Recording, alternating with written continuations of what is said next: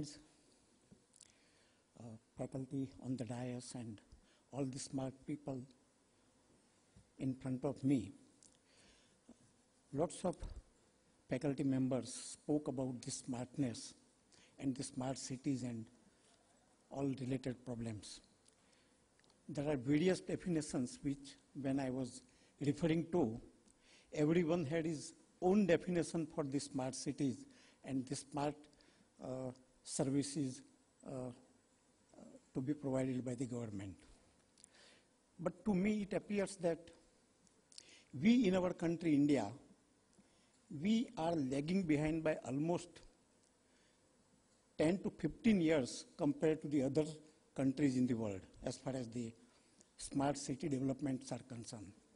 When I was a mayor of Vadodara, I visited Malaysia, and Malaysian government, I am talking about 11 years ago, they were newly developing a city, totally a smart city, with huge storing capacity for each and every individual, and all the service integrated related with the city and the government directly to be online, everything digital.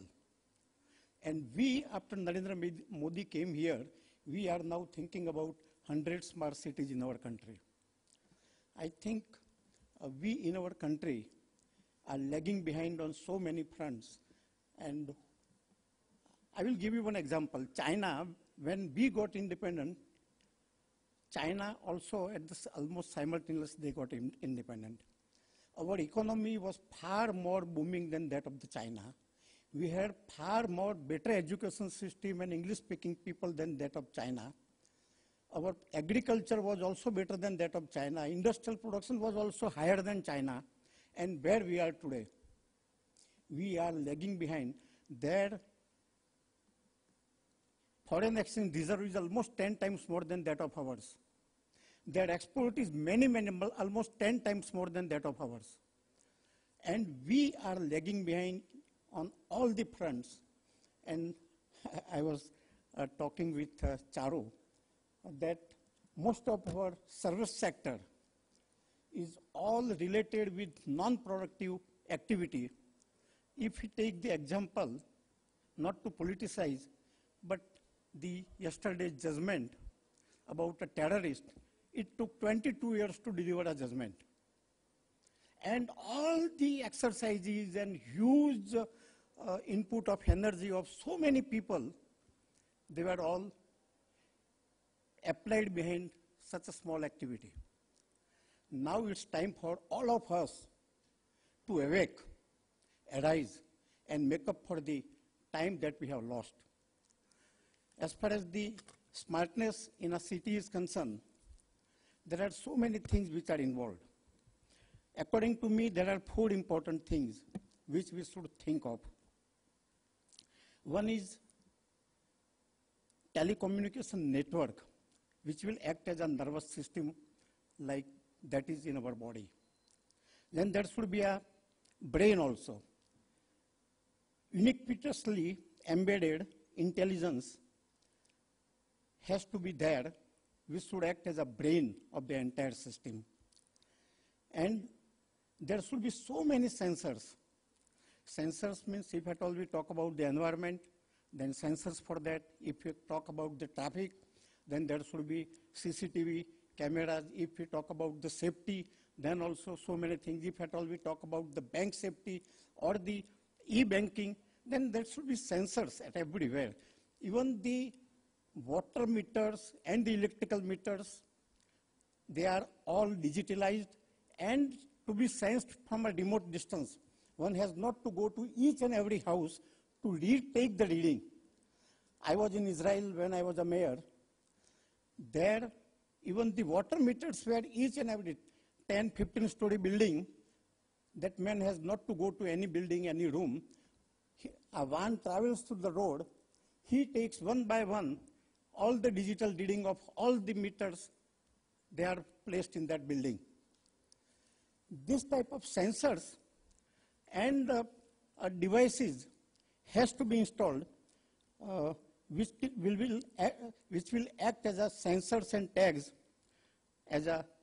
We in our body, we have 5 senses: same way this type of sensors will give you the inputs.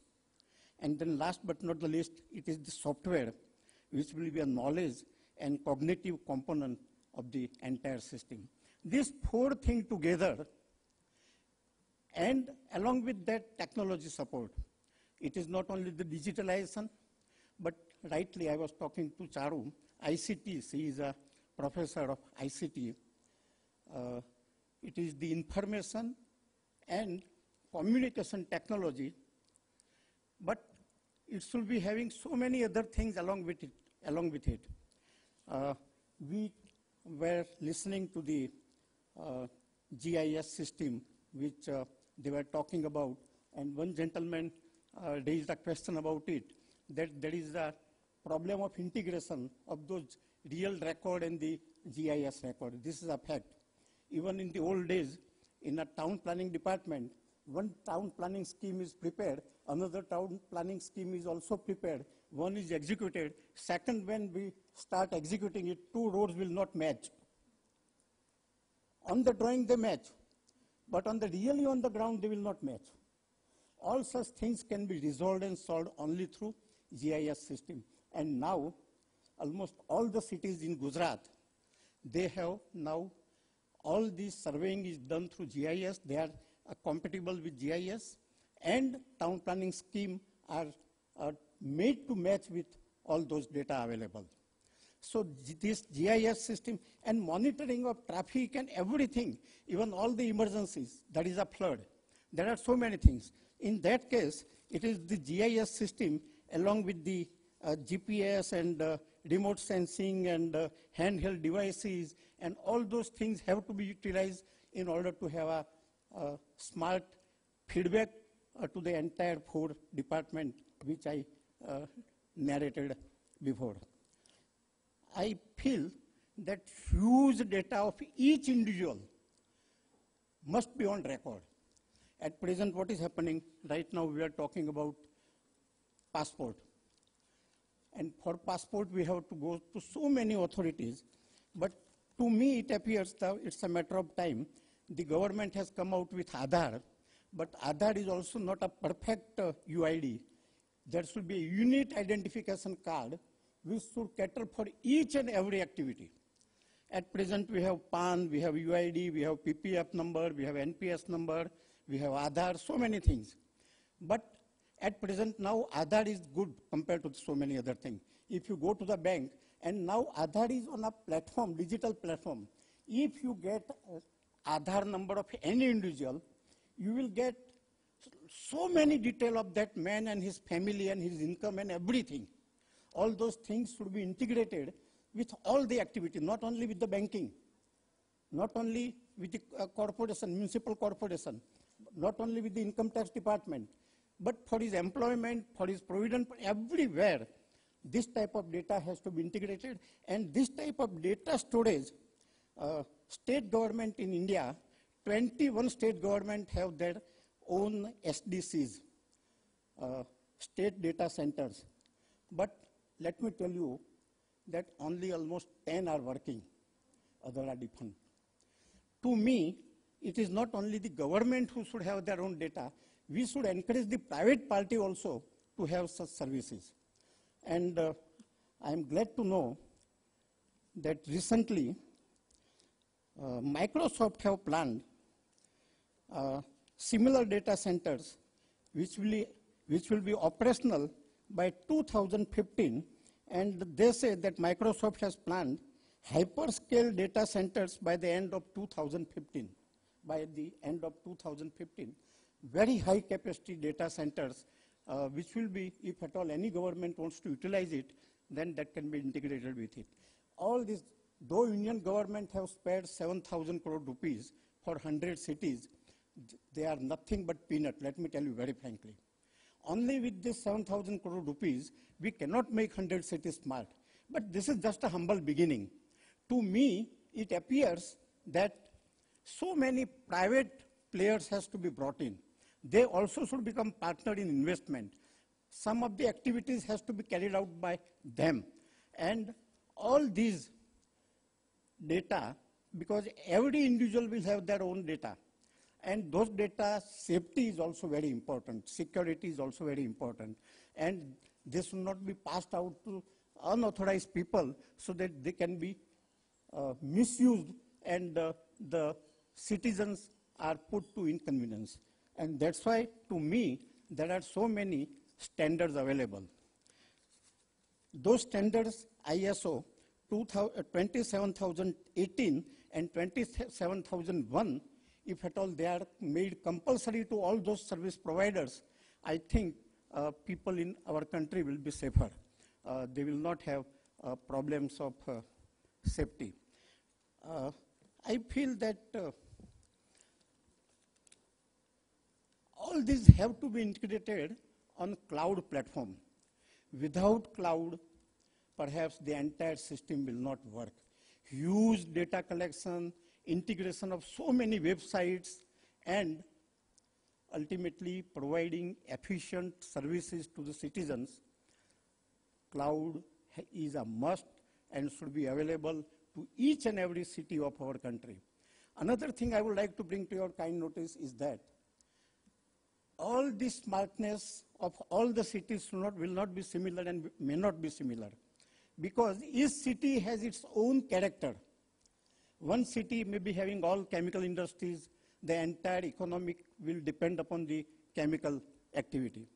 Another industry in Bangalore will be mostly perhaps information technology. Each city will have their own priority of creating their websites and giving the priority to the activity which those people of that city needs the most. So that also one has to utilize their own, apply their own mind and decide about the priority, because everything you cannot do simultaneously within overnight. As we are already lagging behind, we have to start with something, and that something will depend upon each and every city, which will have their own specific requirement. Another thing I would like to bring to your kind notice is this Delhi-Bombay corridor. There are new 7 cities which are going to come up. And all these 7 cities, because they are to be new cities, it will be easier for Indian government and the state governments. Perhaps there are so many states through that corridor, industrial corridor is going to pass. And there it is going to be easier, and the industrial activity, make in India activity perhaps will be faster and easier to grow in this area. Some speaker before I came over here, they stressed that urbanization is going at a very fast rate. This is a fact.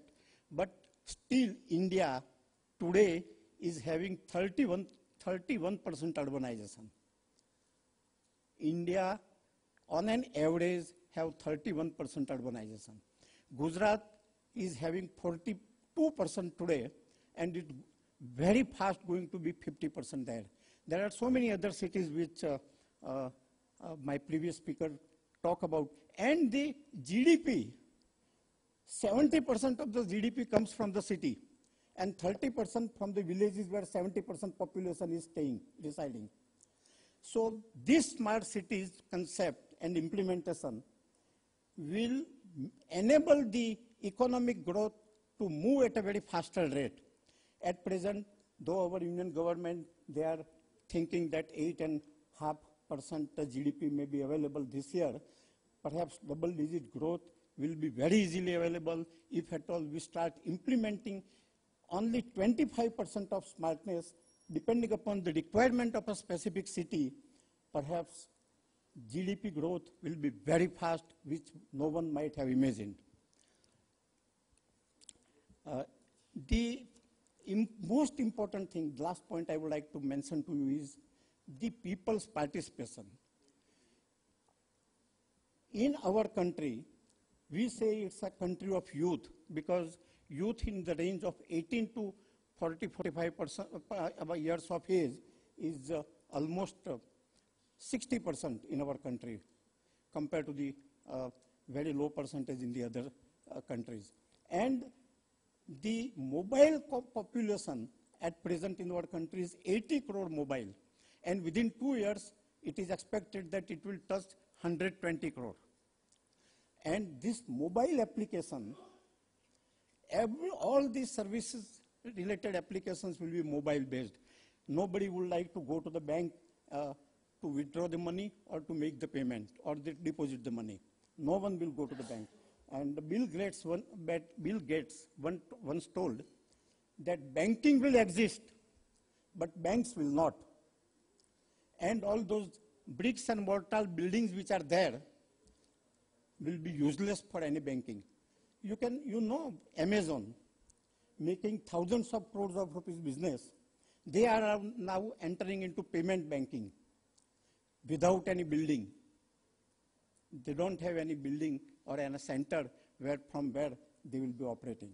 But still they will be one of the biggest banker.